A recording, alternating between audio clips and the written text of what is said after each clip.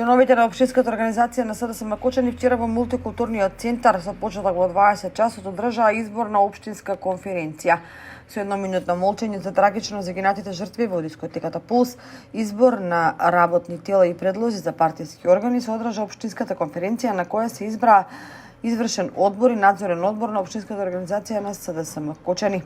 Претседателот на општинската организација на СДСМ Кочани Игор Христов се заблагодари за укажаната чест и доверба, а воедно и голема обврска да се раководи општинската организација.